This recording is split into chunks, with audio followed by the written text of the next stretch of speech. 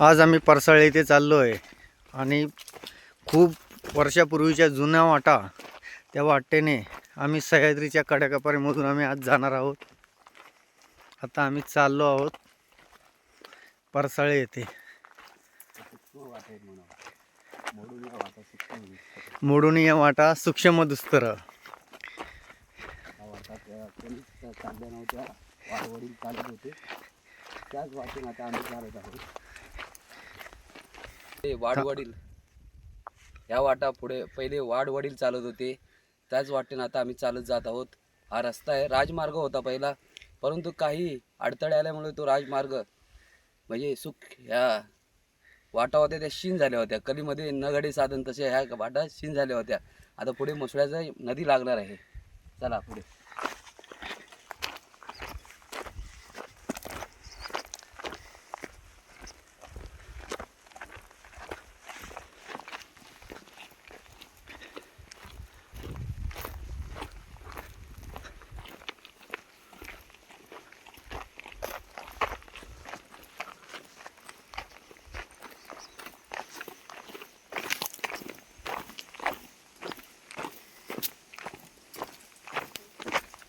मुसळ्याची नदी लागत आहे आता आणि ही नदी बारमाही वाहते आणि ह्या नदीमध्ये कोणीही विटाळ किंवा काही घाण करत नाही. ह्या नदीचं शुद्ध पाणी आहे. अशी बरीच लोक इथून येऊन पाणी हे शुद्ध पितात. आम्ही पण आता इथून बॉटल भरून घेत आहोत, जेणेकरून पुढे आपल्याला प्रवासात कोणताही तहानेचा प्रसंग आला तरी हे पाणी पिऊ शकतो. हे एवढं शुद्ध पाणी आहे की फ्रीज ह्याच्या पुढे झक मारला. फ्रीजचं पण थंड पाणी एवढं नाही. आणि समोर जो पाणी पडतंय तो काजिरड्यातला मुसळा धबधबा आणि त्याच धबधब्याचं जे पाणी वाहत येत आहे तेच पाणी आता आम्ही पिण्यासाठी प्रवासात भरून घेतोय.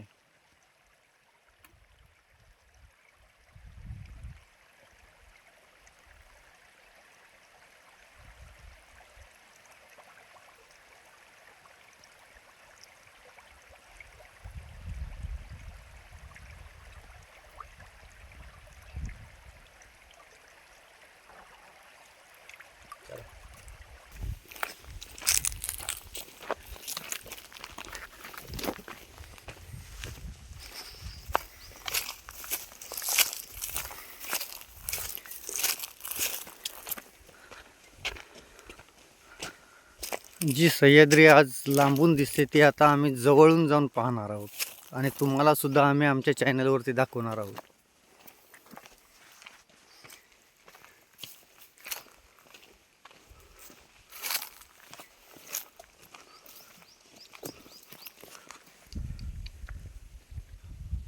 सुंदर अशी सह्याद्री पर्वत आपल्याला पाहायला.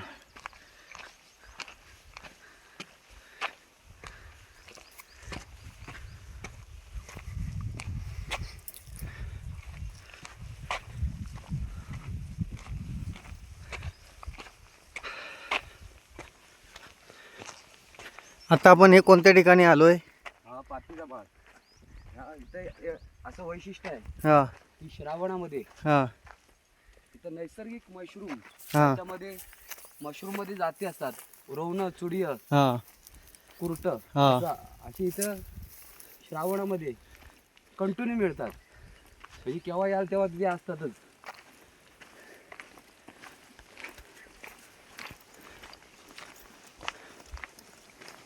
हा भाग दाखवला जात आहे पुढे या फणसापासून.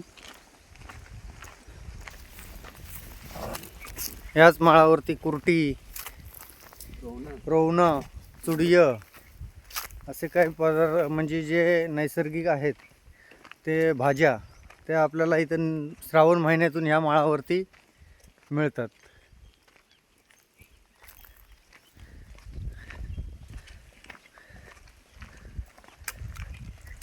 हा इकडचा भाग दाखव.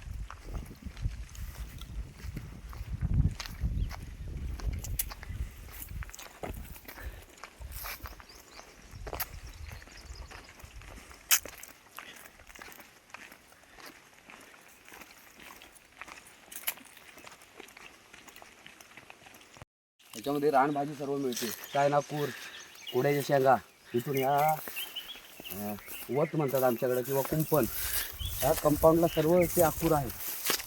म्हणजे आकूरची भाजी बोलतात ती. हां, आणखीन कुड्याच्या शेंगा, कुड्याच्या शेंगा. ह्या इकडे सगळ्या भाज्या मिळतात.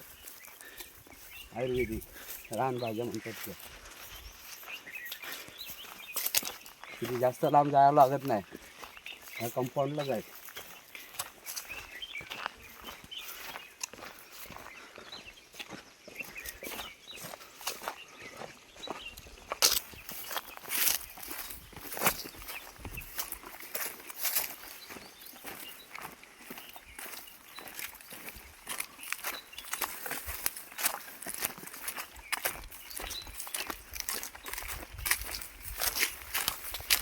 नागपूर पण ऐकला, हां असा बोटासारखा पाहिला येतो ना हां हां. इथे. जुन्यावरती चालत आणि पुढे काय कमी ते चायनापूर. हा बघ तिथं काढायची वेगळी हां एक दिवशी ह्या साईडला काढायची. त्याच्या इकडं हा तिकडं पाठीमागे त्याच्या इकडं हा धनगरवाडा आहे. ह्याच्या इकडं हा धनगरवाडा. काजिरड्यातला धनगरवाडा बोलतात तो इकडं. हा आणि समोरचा डोंगर दिसतोय हा. हा पांढरा लोंढा, हां जाळीचा कडात, हां. हा भाग हा इकडे म्हटला जातो.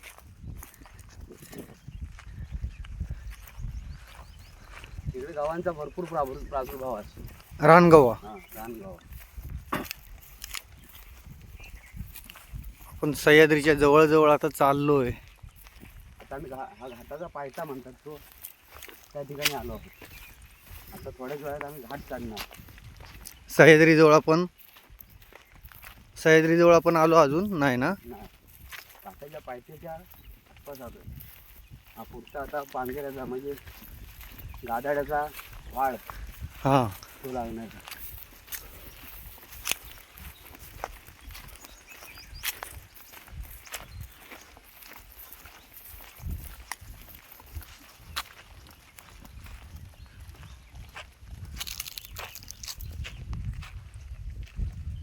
सह्याद्री पर्वत.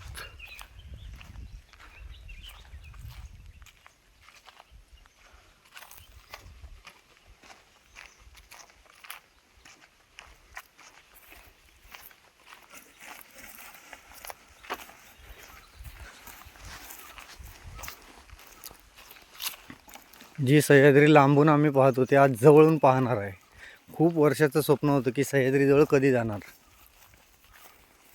आणि आता आम्ही या जुन्या वाटेने आम्ही चाललो आहे. म्हणजे खूप पूर्वीपासूनची अशी ही जुनी वाट आहे. आणि त्या वाटेने आम्ही आता चाललो आहोत आमच्या नवीन पिढीत. इथून पहिले खारेपाटण ते भोगाव हा बैलान प्रवास करायची लोक बाजारासाठी. बैल घेऊन ह्याच रस्त्याने लोक यायची बाजारासाठी बऱ्याच वर्षापूर्वी. आता आपण बरोबर घाटाच्या पायथ्याशी आलो. जंगलात माकडांचा आवाज येतोय.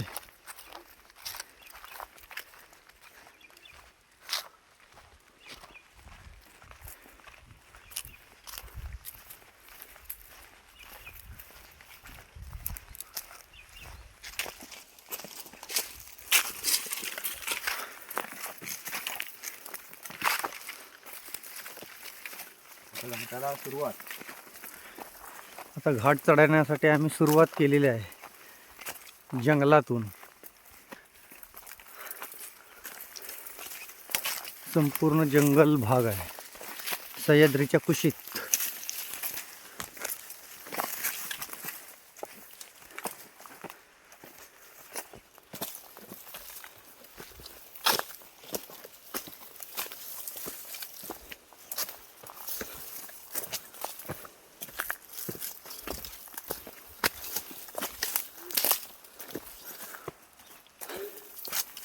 माकडांचा आवाज येतोय जंगलात.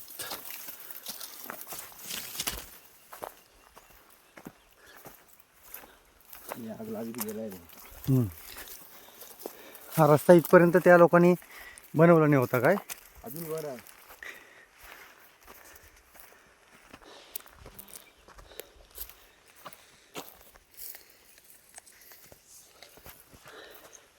ज्या वाटेनं आपण चाललो आहे